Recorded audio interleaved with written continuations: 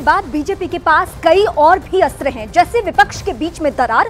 गठबंधन पर बीजेपी पहले से भी हमले करती रही है और आगे भी संभावना है कि इस मसले पर चुनाव प्रचार में उन्हें घेरने का काम पीएम मोदी करने वाले हैं और बीजेपी करने वाली है।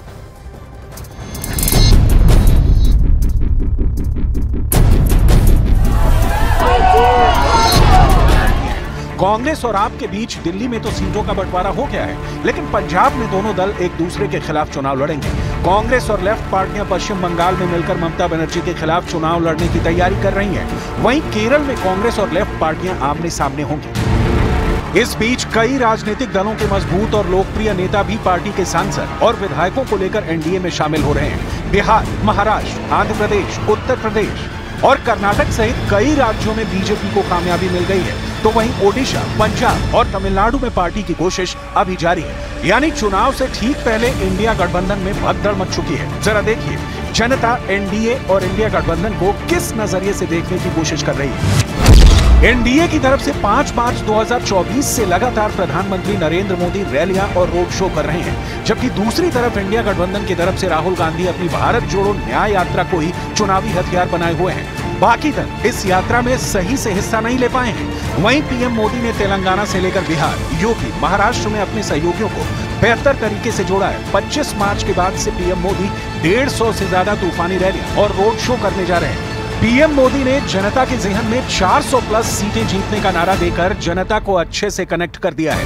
वहीं अगर इंडिया गठबंधन की बात करें तो राहुल की भारत जोड़ो न्याय यात्रा 14 जनवरी से शुरू हुई है, जो 17 मार्च को महाराष्ट्र में खत्म होगी। लेकिन 15 राज्यों, 110 जिलों, 6700 किलोमीटर का फासला तय होने तक इंडिया गठबंधन के सहयोगी खुद कांग्रेस की न्याय यात्रा के मकसद और मिशन को ना तो खुद समझ पाए हैं और ना ही जनता को समझा पाए। कौन पीएम का चेहरा है, जीत पर क्या दावे हैं, जनता को नहीं समझा पाए हैं। इंडिया गठबंधन बिखर रहा है। चुनाव के मौसम में पहले क्या हुआ करता था? पहले की सरकारों में बैठे हुए लोग जनता की आंख में धूल झोंकने के लिए घोषणाएं कर देते थे। कभी कभी तो इनकी हिम्मत इतनी होती थी कि पार्लियामेंट में भी रेलवे की नई नई योजनाएं घोषित कर देते थे। बाद में कोई पूछने वाला नहीं। और जब मैं एनालिसिस करता तो 35 साल पहले घोषणा हुई। कभी चुनाव के पहले पत्थर गाड़ देते थे आकर के, फिर खो जाते थे। पत्थर भी खो जाते थे, नेता भी खो जाते थे। अब आप ये भी जान लीजिए कि 2019 के मुकाबले 2024 में कुल कितने मतदाता हैं। 2019 में कुल 89.6 करोड़ मतदाता थे, वहीं 2024 में 96.8 करोड़ मतदाता हैं। 2019 में कुल 46.5 करोड़ पुरुष मतदाता थे, जबकि 2024 में 49.7 करोड़ पुरुष मतदाता हैं। वहीं 2019 में कुल 43.1 करोड़ महिला मतदाता थी, जबकि 2024 में 47.1 करोड़ मतदाता हैं।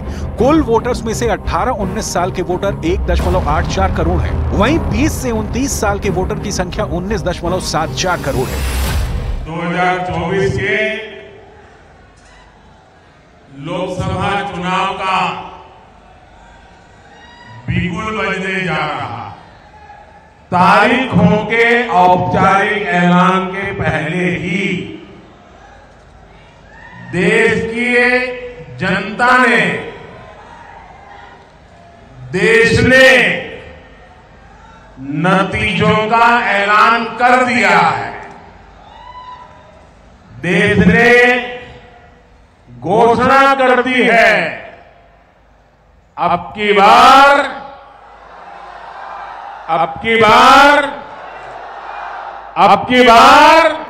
कुल मिलाकर लोकसभा चुनाव 2024 की तारीखों का ऐलान हो चुका है। अब देखना होगा एनडीए से मुकाबला करने के लिए इंडिया गठबंधन क्या करता है।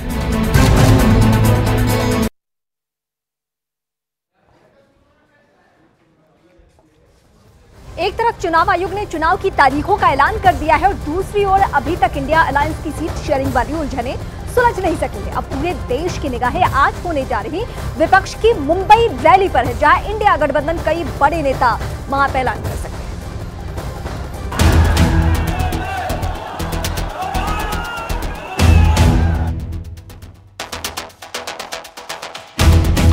17 मार्च की तारीख इंडिया गठबंधन के लिए बहुत अहम होने जा रही है। राहुल गांधी की भारत जोड़ो न्याय यात्रा 17 मार्च को महाराष्ट्र में खत्म हो रही है। इसी दिन मुंबई में महारैली होनी है। कांग्रेस पार्टी इस रैली को भव्य बनाने की योजना पर काम कर रही है। इसीलिए इस सभा में कई बड़े नेताओं, कलाकारों और नामी हस्तियों को भी बुलाने की तैयारी है। कुल 6,700 किलोमीटर की यात्रा का समापन कांग्रेस बहुत शानदार तरीके से करना चाहती है, लेकिन इस रैली में इंडिया महागठबंधन की एकता का टेस्ट भी होने वाला है। इस महारैली में अखिलेश यादव, उद्धव ठाकरे, शरद पवार, तेजस्वी यादव, झारखंड के सीएम चंपई सोरेन, तमिलनाडु के सीएम एमके स्टालिन सहित तमाम लोगों के हिस्सा लेने की चर्चाएं जोर पकड़ रही हैं। लेकिन बड़ा सवाल ये है कि आखिरकार पश्चिम बंगाल की मुख्यमंत्री ममता बनर्जी इस महारैली में शामिल होंगी भी या फिर नहीं। सवाल ये भी है कि क्या सीपीआई के नेता डी राजा इस महारैली में शामिल होंगे, क्योंकि डी राजा ने वायनाड में राहुल के खिलाफ प्रत्याशी को जीत दिलवाने की योजना तैयार कर ली है। ए राजा की पत्नी एनी राजा वायनाड से चुनाव लड़ रही हैं राहुल गांधी के खिलाफ। सवाल ये भी है कि क्या पीडीपी प्रमुख महबूबा मुफ्ती और फारूक अब्दुल्ला एक साथ इस रैली में शामिल होंगे। चर्चा है कि अरविंद केजरीवाल की तरफ से भी आम आदमी पार्टी का प्रतिनिधि मुंबई की रैली में जाएगा। कैसे देख रही है इस बार के चुनाव को? जो डेट इस बार के चुनाव बहुत ही महत्वपूर्ण चुनाव है और मैं प्रदेश के सभी लोगों से कहूँगी कि बहुत सोच समझ के इस बार चुनाव अपना वोट डालें, क्योंकि यह चुनाव जो है यह उत्तर प्रदेश की दिशा बदलने का काम करने वाला है। युवाओं को रोजगार मिले या ना मिले ये इसका चुनाव है। महिलाओं को सुरक्षा मिले या ना मिले ये इसका चुनाव है। हमारे किसान भाइयों को एमएसपी मिले या ना मिले ये उसका भी चुनाव। कांग्रेस और आम आदमी पार्टी का दिल्ली, गुजरात और हरियाणा में गठबंधन हुआ है, लेकिन पंजाब में ये दोनों पार्टियां एक दूसरे के खिलाफ चुनाव लड़ रही हैं। यानी ये गठबंधन भी परिस्थितियों के हिसाब से ही चल रहा है। महाराष्ट्र इंडिया गठबंधन के लिए बहुत बड़ी चुनौती बना हुआ है। सवाल ये उठ रहे हैं कि क्या प्रकाश आंबेडकर की पार्टी वंचित बहुजन आघाड़ी एमवीए से नाता तोड़ सकती है? वंचित बहुजन आघाड़ी ने एमवीए के प्रस्तावों को ठुकरा दिया है और चर्चा है कि एमवीए ने सिर्फ शिरडी और अकोला सीट देने का प्रस्ताव दिया था, लेकिन बात नहीं बन पा रही है। महाराष्ट्र में कुछ दिन पहले महाविकास अघाड़ी की मीटिंग में उद्धव ठाकरे, शरद पवार और कांग्रेस के नेताओं के साथ साथ प्रकाश आंबेडकर को भी बुलाया गया था। प्रकाश आंबेडकर ने उस दिन कहा था कि आने वाले दिनों में सब कुछ ठीक हो जाएगा, लेकिन 15 मार्च को हुई महाविकास अघाड़ी की मीटिंग में प्रकाश आंबेडकर को न्योता तक नहीं दिया गया। कांग्रेस को डर है कि अगर प्रकाश आंबेडकर को ज्यादा सीटें दे दी गई तो कांग्रेस का जो दलित वोटर है वो कहीं न कहीं नाराज हो जाएगा।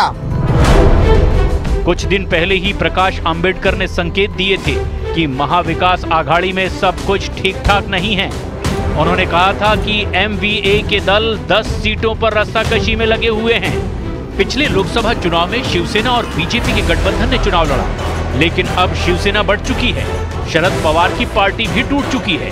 वहीं कांग्रेस के भी कई नेता पार्टी छोड़कर जा चुके हैं। महाराष्ट्र में एनडीए की सरकार है, ऐसे में इंडिया गठबंधन और एनडीए दोनों के लिए ही ये चुनाव बेहद अहम है। भाई हम लोग तो शुरू से तैयार है और हर महीने चुनाव की तैयारी करते रहते हैं। एक चुनाव खत्म होता है, दूसरे चुनाव के लिए तैयारी शुरू कर देते हैं। हमारी पार्टी जो है बराबर सक्रिय रूप से हमारी हर प्रकार की चीज़ों को देखकर, संगठन के सभी स्थिति को जानते हुए हम लोग बराबर चुनाव के मूड में रहते हैं। इसलिए कहीं कोई चिंता की बात नहीं है। वो लोग समझें जो अनर्गल बयानबाजी कर रहे हैं, झूठों का बाजार गर्म कर रहे हैं, झूठ का बाजार गर्म करने में जिनको माहिर है जो लोग, वो लोग समझें